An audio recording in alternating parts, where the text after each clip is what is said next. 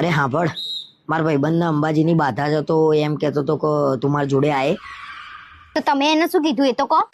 અરે મેં તો ના જ પાડી છે, પણ એમ કહેતો હતો કે તું એકવાર ઘેર પૂછી લેજે. ભગવાનનું કામ છે એટલે ના તો નહીં પાડતી, પણ સવાર જઈને સાંજે તો પાછા આવી જશો ને. જો ગાંડા જેવી વાતો કરું છું ને તું. અરે એને ચાલતા જવાની બાધા છે, 2-3 દિવસ તો લાગશે કે નહીં? તમને ખબર છે અંબાજી કેટલા કિલોમીટર દૂર છે? માનો ના માનો તમારા ભાઈબંધે અંબાજીની તો બાધા નહીં જ રાખી. ના ના, અંબાજીની જ બાધા રાખી છે.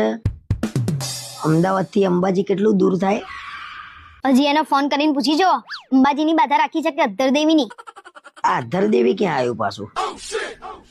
તું ભાઈ બીજી વાતો કર્યા વગર સીધે સીધું કે ને હું જઉં કે ના જઉં? વર્ષમાં 4 વાર તો આબુ જાવ છો, તો ખબર નહીં કે ત્યાં મંદિરે છે. મને થોડી ખબર કે તું આબુ વાળા અધરદેવીની વાત કરે છે. મને એમ કે બીજા અધરદેવીની વાત કરતી હોય આટલામાં. તમારા જેવા લોકોએ તો આબુનું નામ ખરાબ કર્યું છે. કોઈક સારો માણસ જાય ને તોય લોકો એની ઉપર શંકા જ કરે. તમારા જેવા ના કરે. અંબાજીની વાત ઉપરથી આબુની વાત ઉપર કેમ નહીં પહોંચી? અને આબુ હું એટલે જઉં છું કે મને ત્યાંના રસ્તા બહુ ગમે છે, પેલા ઢાળ વાળા.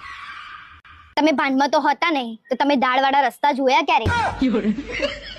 બૈરાને ગમે એટલા બહાના બતાવું ને તો એ બૈરાને હારી ખબર પડી જ જાય છે. પેલા મિત્રો કંઈક નવું બહાનું હોય ને તો કોમેન્ટમાં જણાવજો. મારા વિડીયો સારા લાગે તો પ્લીઝ લાઈક, શેર અને કોમેન્ટ જરૂર કરજો. યુટ્યુબમાં મારી ક્રીના પ્રિન્સેસ નામની ચેનલ છે, તો પ્લીઝ મારી ચેનલને સબસ્ક્રાઈબ જરૂર કરજો. અને ફેસબુકમાં ગૌરી પરમાર નામનું મારું પ્રોફાઇલ છે, તો પ્લીઝ ત્યાં જઈને મને ફોલો કરજો.